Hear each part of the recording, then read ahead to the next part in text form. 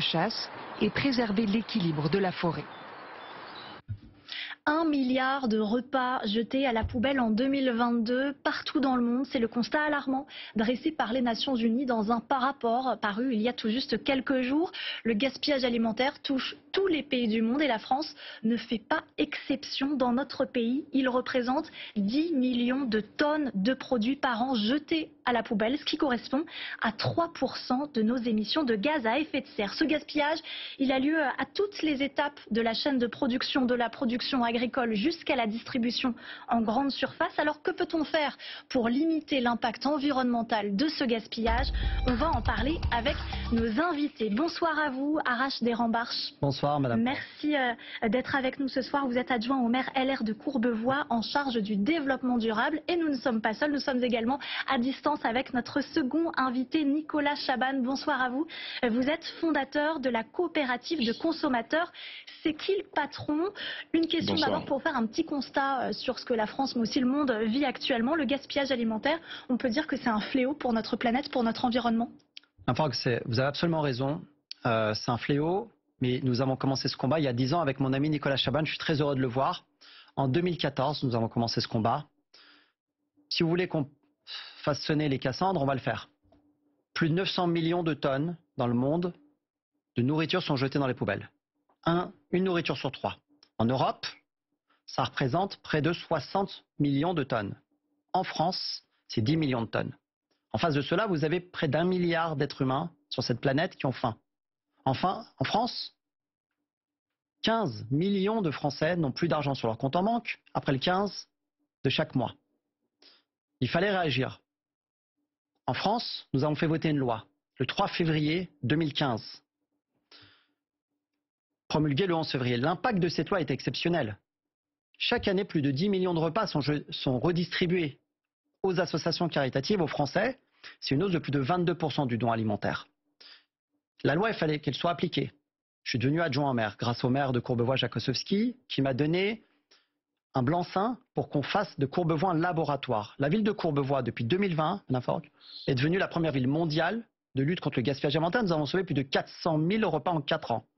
Parce que nous avons fait appliquer cette loi et nous avons mis avec nous toutes les forces vives du privé dans ce travail qui est d'intérêt général.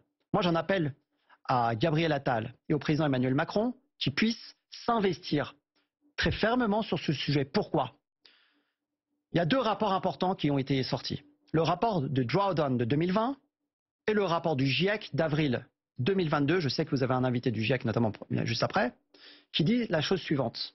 Le GIEC, avril 2022, dit que pour la lutte contre le réchauffement climatique, un des 3 leviers pour lutter contre ce réchauffement, c'est la lutte contre le gaspillage alimentaire. Ce que nous faisons sert le monde, sert la planète et permet aux futures générations non seulement de remettre à plat le système alimentaire et de pouvoir manger pour tous ceux qui ont faim. J'aimerais faire réagir Nicolas Chaban à ce que vous venez de dire et aussi faire un point aussi sur l'impact environnemental de ce gaspillage, puisque on le sait, on produit donc aujourd'hui des fruits et légumes en quantité qui vont directement finir à la poubelle. Ça veut dire qu'on utilise des terres agricoles, on distribue, on utilise également beaucoup d'eau pour produire ces aliments et à la fin c'est la planète qui en pâtit et en plus ça ne sert à rien étant donné qu'on ne peut même pas en profiter. Oui, Arash a raison de le rappeler. Il faut se rendre compte que, moi je vais vous donner un point de vue de consommateur, de citoyen. Normalement, c'est quelque chose qui doit être entendu avant toute autre dimension. Cette nourriture produite dans le monde, elle est financée par notre argent de consommateurs et de citoyens. C'est-à-dire qu'on finance à la fois l'eau utilisée et ce que vous avez décrit comme les ressources périphériques. On finance la destruction, on finance le fait que des entreprises fassent le choix de mettre plutôt les beaux produits, les beaux fruits et légumes, comme vous le dites, plutôt que ceux qui restent parfaitement comestibles et consommables. On ne peut plus aujourd'hui, je crois qu'il faut même quitter le champ un peu révolutionnaire. Il faut le dire de façon très calme. Nous, consommateurs, citoyens, cette nourriture, c'est un patrimoine qui nous appartient à tous. Il faut qu'il revienne dans nos assiettes, notamment les assiettes de gens qui ont beaucoup de mal à se nourrir. Il ne peut plus en être autrement. Voilà, donc que les politiques qui sont normalement accompagnateurs de ce que notre bienveillance et notre bon sens collectif souhaitent le fassent, que les fabricants, que les producteurs arrêtent de jeter parfois ces produits et que ce monde qui va bientôt passer la barre des 10 milliards dans quelques temps, hein, 10 milliards de personnes sur Terre, vous vous rendez compte, avec un seul et une seule chose pour finir, un seul souci pour chacun, se nourrir chaque jour. Il n'est pas possible que des producteurs ne gagnent pas leur vie, c'est notre combat avec C'est qui le patron, mais il n'est pas possible que cette nourriture, qui est notre trésor collectif, notre patrimoine, payé par tous et par notre argent, parfois pas facile à gagner, finisse ailleurs que dans nos assiettes. Voilà, c'est très simple, il faut que tout le monde l'entende et que tout le monde fasse en sorte que ce soit une réalité. Pourtant, des lois ont été adoptées ces dernières années. On sait que la France s'est emparée du problème dès 2013. Vous avez commencé à l'évoquer.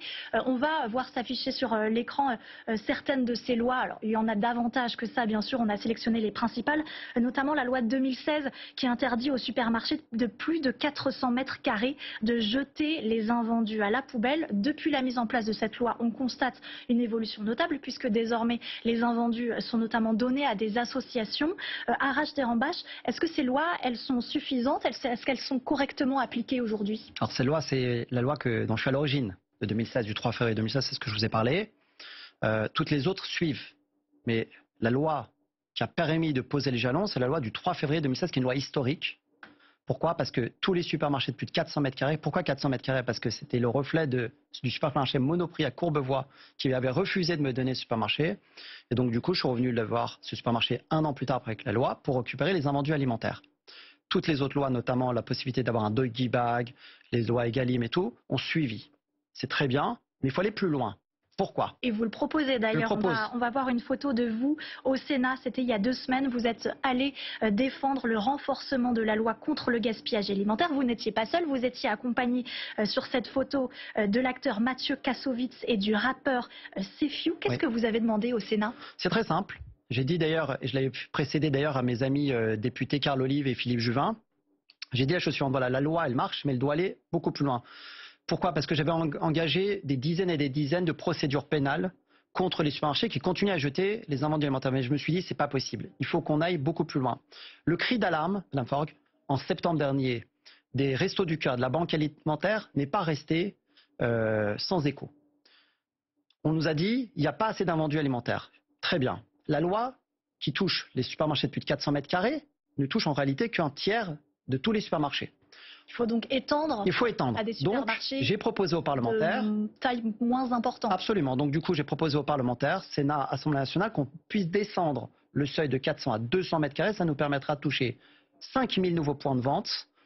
J'ai proposé également qu'on passe l'amende de 10 000 euros à 20 000 euros, qu'on passe d'une amende administrative à un délit pénal à 20 000 euros. Et j'ai proposé également, via les propositions de Mathieu Kassovitz qui nous regarde et de Sefiu qui nous regarde aussi, qui vous passe le bonjour, qu'on puisse, petit 1, avoir une anonymisation des personnes qui viennent récupérer les invendus alimentaires, parce qu'une personne qui vient récupérer un invendu alimentaire dans une association caritative, c'est une personne qui est démunie et qui a une dignité. Et moi, je rends hommage à toutes les personnes qui travaillent dans les associations caritatives et qui sont des démunis. Et la deuxième proposition, qui est issue de la proposition de Mathieu Kassovitz, c'est un organe de contrôle, Madame Forgue. Il n'y a pas de contrôle depuis 2016, on ne sait pas, on n'accompagne pas. Vous avez par exemple... On n'est pas sûr aujourd'hui que la législation est correctement appliquée dans tous les, je vous le dis en connaissance de cause, puisque moi j'ai des lanceurs d'alerte partout en France avec qui que je vais rejoindre, avec des huissiers de justice pour constater que cette nourriture est jetée. Nicolas Chaban, qui est mon ami depuis quasiment 10 ans, a dit la vérité. Cette nourriture est un patrimoine. J'ai voyagé, tenez-vous bien, dans plus de 40 pays dans le monde. La loi française a été déclinée dans beaucoup de pays. Tout le monde nous envie cette loi, mais il faut qu'on continue à avancer. Il ne peut plus être concevable qu'une nourriture en France ou dans le monde puisse être jetée alors que nous avons tant de gens qui sont démunis. Je veux juste envoyer un tout dernier message aux agriculteurs pour leur dire « Nous entendons votre message. La remise à plat de ce système alimentaire vous aidera également. » Nicolas Chaban, votre réaction à ces propositions, qu'est-ce que vous en pensez? Est-ce que vous êtes d'accord? Est-ce que c'est dans cette direction qu'il faut aller? D'abord un mot sur Mathieu Kassovitz. Il y a des gens engagés depuis longtemps. On s'était eu il y a près de 10 ans. Et ce qu'il propose est clé. Nous, citoyens consommateurs, on a un poids auprès notamment des distributeurs. Si on est capable de venir vérifier c'est pas tellement, pardon, mais du flicage simplement. C'est simplement pouvoir dire aussi, il y a des gens qui font des choses bien. Il faut qu'on puisse être, nous aussi, puisque c'est notre argent. Rendez-vous compte, ceux qui nous écoutent.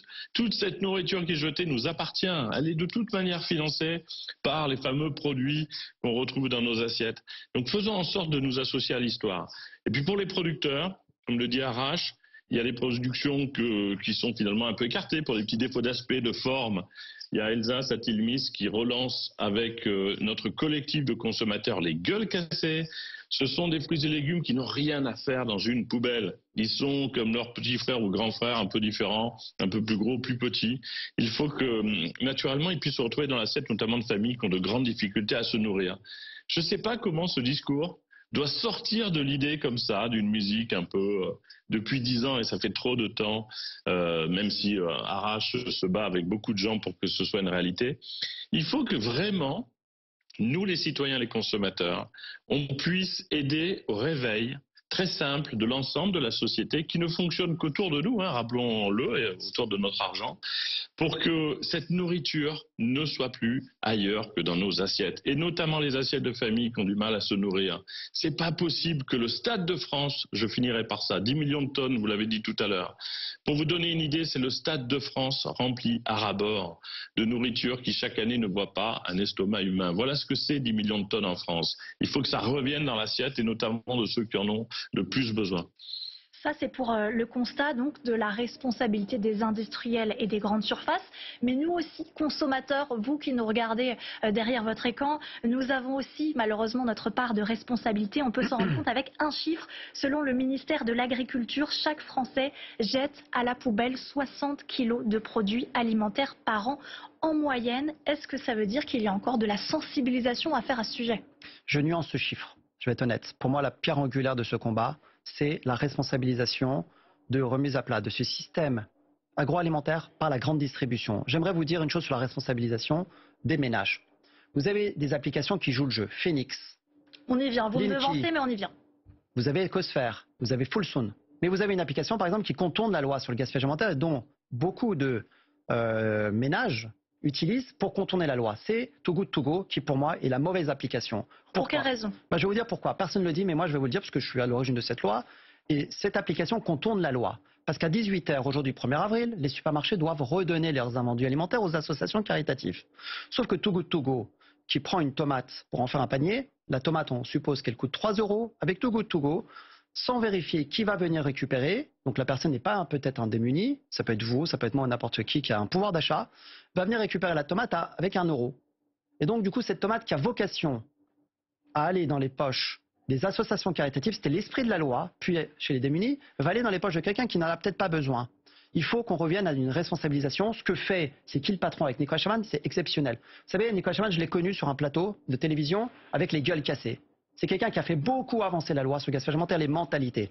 La nourriture, qu'elle soit moche ou pas, peu importe, elle doit être comestible. La responsabilisation des ménages, c'est lorsqu'on va par exemple dans un supermarché, c'est de ne pas acheter plus qu'est-ce qu'il faut. C'est de faire une liste. C'est surtout de ne pas aller simplement sur les promos, mais d'aller acheter surtout aux producteurs sur les circuits courts. C'est ça qu'il faut faire. Il faut aider les... La problématique des promos, c'est que ça incite parfois les Français à acheter plus et du coup finalement à jeter parce qu'ils avaient trop acheté à la base. Absolument. Il y a quand même une problématique qui est aussi mise en évidence par le fait que les Français jettent à la poubelle des produits qui sont encore comestibles. C'est que souvent, encore trop souvent, certains Français ne savent pas lire correctement les étiquettes. Alors on en profite ici ce soir pour faire un bref rappel sur deux termes qui sont très importants dans l'alimentation. Il s'affiche ici à l'écran. Le premier, c'est la DLC, la date limite de consommation, c'est-à-dire la date à partir de laquelle un aliment doit être jeté, tout simplement parce qu'il devient dangereux pour la santé. C'est le cas par exemple de la charcuterie ou de certains plats réfrigérés. Et puis à l'inverse, il y a aussi la DDM, donc la date de durabilité minimale.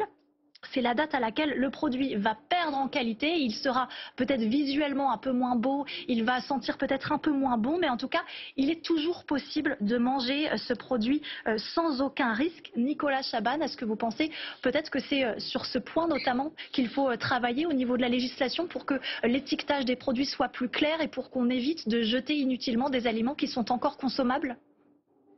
Oui, et puis vous savez, il y a une chose qui est supérieure à toute forme de loi, c'est notre bon sens collectif. C'est-à-dire qu'au bout d'un moment, ouvrir un yaourt, le goûter, se rendre compte que il est peut-être un tout petit peu moins bon, et encore 3 semaines après, c'est le test absolu pour éviter de le jeter. Il faut qu'on se reconnecte à ce bien sacré qui s'appelle notre alimentation. Le contexte géopolitique même est un peu compliqué. C'est un trésor encore une fois. Et il faut repartir de choses très simples. Effectivement, c'est de se rendre compte que cette nourriture, elle engage énormément de choses. Simplement, on disait le gaspillage alimentaire, la consommation d'eau, de produits jetés au niveau mondial. On l'a peut-être pas dit, je crois que ça reste 40% de la nourriture mondiale produite ne voit pas un estomac humain. Vous vous rendez compte, ce chiffre-là, au moment où il y a des gens qui ont du mal à se nourrir, c'est absolument pas possible. Donc on a une responsabilité, à la limite le yaourt que vous ne consommez pas, donnez-le à votre voisin. Mais il faut repartir de cette culture très simple que nos grands-parents avaient d'ailleurs, que nos arrière-grands-parents avaient. C'était le respect absolu de la nourriture. Et c'est une façon très simple de rendre très positif encore une fois ce bien. On est tous très riches, beaucoup plus riches qu'on l'imagine, de cette immensité de nourriture qu'on a financée à travers nos achats et qu'on ne voit pas. Faisons en sorte qu'elle revienne jusque dans nos frigos et dans nos assiettes. Se fier en effet à nos sens avant de déterminer si un produit doit être jeté ou au contraire conservé. En effet, c'est un des messages qu'il faut porter aux consommateurs pour moins remplir nos poubelles avec des aliments qui sont encore consommables. Il y a quand même une prise de conscience qui prend de l'ampleur chez les Français. On l'a rapidement évoqué sur le plateau, mais il y a notamment le succès des applications anti-gaspi ces dernières années qui permettent d'écouler des produits dont la date de limite de péremption approche, et ce à des tarifs parfois compétitifs. Je vais vous faire réagir dans un instant bien sûr, mais d'abord on va regarder un extrait d'un reportage signé Justine Wild. Victoria Zorino est étudiante à Lyon et se rend chaque semaine dans ce supermarché pour retirer des invendus. Bonjour, ça serait pour venir récupérer le panier au pas food. Ouais, bien sûr, Une application lui a signalé la disponibilité des articles. Je vais vous chercher dans le frigo. Ok. Merci. Des produits à date courte, encore consommables et surtout gratuits. Un geste anti-gaspi tout en restant commerçant. Il y a beaucoup d'étudiants, comme ici à Lyon, qui découvrent notre magasin grâce à cette application. Et aussi pour les clients qui sont déjà là, en entendant parler du concept, ça leur donne une bonne image de notre magasin. Autre avantage pour l'enseigne, puisqu'il s'agit d'un don, elle paie moins d'impôts. Quant aux bénéficiaires, ils repartent avec un panier gratuit. J'économise à peu près, oui, entre 15 et 20 euros chaque semaine. C'est toujours intéressant parce qu'il y a des produits, forcément, en tant qu'étudiant, on n'a pas l'opportunité, on ne peut pas se permettre d'acheter. Arash Terambarch, votre réaction à ce reportage qu'on vient de voir, que pensez-vous de ces applications qui existent et qui poussent les Français à faire un petit peu attention et à récupérer les invendus alimentaires dans les grandes surfaces? La création des applications, c'est la création de l'économie verte. Donc c'est ce qui est bien, parce que c'est l'application de la loi sur le gaspillage alimentaire qui permet en fait à chacun de pouvoir se l'approprier. Premier point, il faut que les élus locaux et les mairies récupèrent la charte contre le gaspillage alimentaire de Courbevoie pour la décliner afin que tout le monde puisse manger. Deuxième chose, sur les applications, n'allez pas sur n'importe quelle appli. Il faut que des applications comme Phoenix, comme Fullsoon, comme Ecosphere, qui sont des applications qui font appliquer la loi sur le gaspillage alimentaire de façon saine et avec beaucoup d'éthique, la fassent. Too Good To Go, je me suis expliqué, cette application contourne la loi sur le gaspillage alimentaire. J'aurai le temps d'en expliquer beaucoup plus. On a bien compris, vous avez compris, pour moi, cette application, votre avis sur cette application en particulier. contourne la loi, et voilà. Une réaction également, Nicolas Chaban, sur ce reportage qu'on vient de voir. Est-ce que c'est une solution qui peut être pérenne? Est-ce qu'il faut continuer dans cette voie? Est-ce qu'il y a aussi tout simplement d'autres solutions qui n'ont pas encore été mises en place et qui pourraient participer à réduire notre gaspillage alimentaire? Voilà, Arash m'en voudra pas. Nous, on est plutôt de la famille de l'espoir de s'unir tous contre notamment le gaspillage alimentaire. Tu as stigmatisé parfois des petites dérives. Il faut plutôt aussi penser à la possibilité de tous faire quelque chose de bien, tous ensemble, sans opposer forcément les uns aux autres, même s'il faut dire les choses. J'essaie juste de faire appliquer une loi et c'est très compliqué. Et lorsqu'une application contourne la loi, je suis désolé de te le dire, mais en tant qu'élu, j'ai une responsabilité. Je suis obligé de dire ce qui va bien et ce qui va pas. Et Too Good To Go, non, je le sais. Voilà, mais il pourrait peut-être évoluer. Je connais ma sincérité sur cette loi. Je le sais, mais c'est pour ça qu'à la fois il pourrait peut-être évoluer aussi pour se mettre dans une adéquation un peu différente. Too Good To Go, je leur lance un appel à Lucie Bach, qui est la présidente de Togo Togo, je lui demande de faire responsabiliser cette application et surtout de voir qui vient récupérer les invendus alimentaires. C'est important. Tu as parlé des Voilà, et démunis. c'est vrai que si Voilà. Si à un moment donné, effectivement, tout le monde se met dans le sens de la bonne marche et du bon chemin, ça sera bien. Important. Et d'ailleurs, nous, on a un petit message, un peu comme le fait Arrache. Il y a des applications qui, parfois, ont créé des modèles en essayant de trouver de la revalorisation de fruits et légumes, des légumes avec des petits défauts d'aspect, comme les gueules cassées.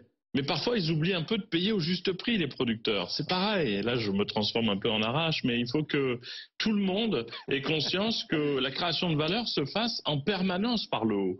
Donc voilà, restons bienveillants, pensons bien à une chose. On ne s'en sortira que tous ensemble. Et Nicolas, nous, on essaie de garder ce message fort au niveau de C'est qui le patron, c'est super ce que tu fais. Et on termine sur cette note très positive, un petit peu d'espoir, parce qu'on fait le constat bien souvent que ça va mal, mais il y a aussi des solutions. Vous participez à la mise en place de ces solutions. On vous remercie d'être venu sur notre plateau ce soir. Surtout, c'est très rare de parler autant de temps sur l'environnement, donc bravo à vous et à votre émission que nous regardons tous. Merci à vous, c'est très gentil de votre part. Vous restez avec nous. On va remercier Nicolas Chaban. Merci à vous d'avoir répondu présent ce soir en ce lundi de Pâques. On accueille à présent notre journaliste Marine Mulset. Bonsoir à vous Marine.